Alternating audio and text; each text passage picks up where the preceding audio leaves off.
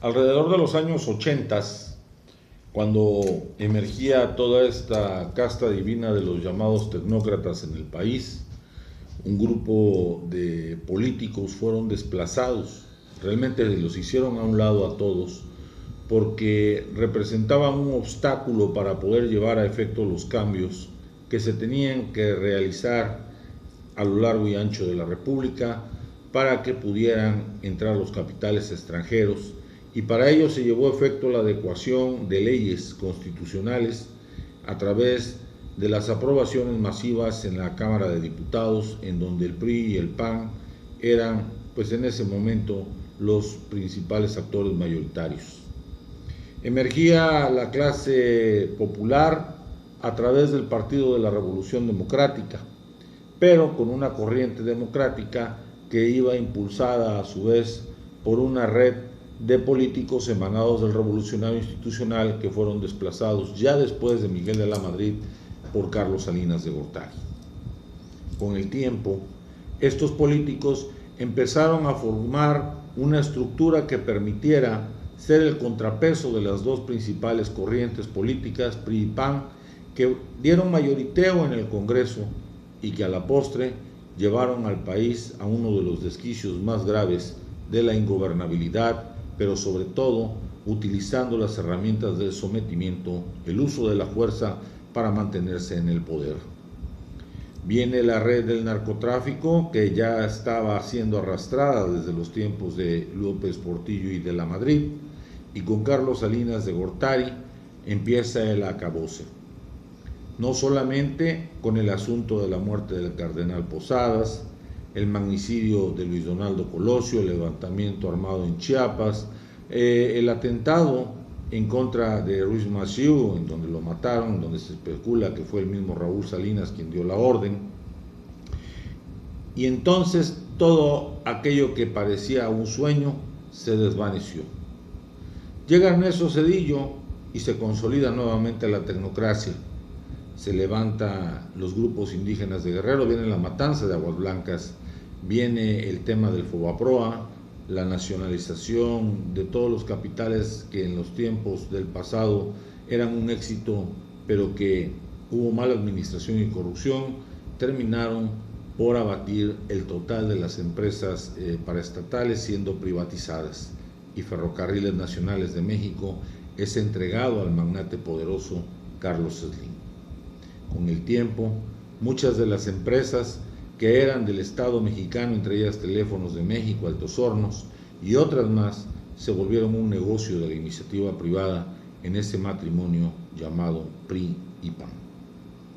Hoy, en los tiempos de la cuarta, en donde López Obrador sigue manejando el discurso como el del ayer, los mismos de ayer hoy le hacen contrapeso a través de una nueva esfera política y de una nueva fuerza política que buscan impulsarla como esa competencia previo a las elecciones del 2024, y utilizan de comparsa a los mismos corruptos del ayer, en donde las figuras de los hombres más pesados, de peor calidad moral y política, pudieran encumbrarse como senadores, diputados e inclusive alcanzar la máxima palestra en la presidencia de la República.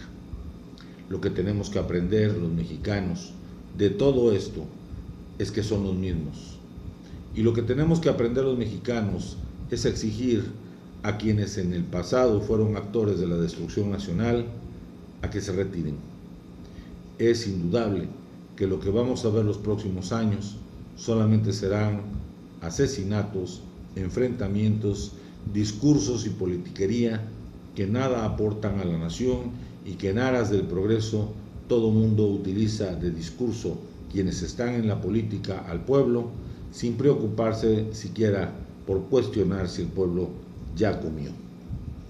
Es importante que la población en su conjunto tenga un poco más de sentido común. Lo que estamos viviendo forma parte de una consolidación de las peores tribus, las peores bestias, de los peores egresados de las peores universidades públicas y privadas, que lo que han hecho es formarse bajo el antecedente de la ignominia. No les importa realmente el pueblo, les interesa su bolsillo y estar bien. Por eso es importante que usted, a partir de ahora, haga un balance general de la gente que verdaderamente debe llegar al poder. No podemos regresar al pasado, y del pasado al presente llevar al presente al pasado. Tenemos, amable auditorio, que tomar en serio la situación de la República, porque somos los mexicanos los que a la larga habremos de pagar los platos rotos. Hay que impulsar la nacionalización, verdadera nacionalización de la política. Hay que impulsar una reforma democrática dentro del INE, limpiarlo, cambiar lo que no sirve y darle garantías a lo que sirve para que dé continuidad a la democracia. Hay que mejorar las condiciones de una palestra legislativa en donde sirvan a los intereses del pueblo de México, no de los grupos, no de los extranjeros. Hay que velar porque el Estado de Derecho se imponga y porque la seguridad dé garantías con la consolidación de que el ejercicio de la justicia será respetado y que no puede politizarse la justicia en aras de los intereses de grupos políticos que están única y exclusivamente utilizando el fuero para encubrir criminales. La ley tiene que aplicarse sea quien sea.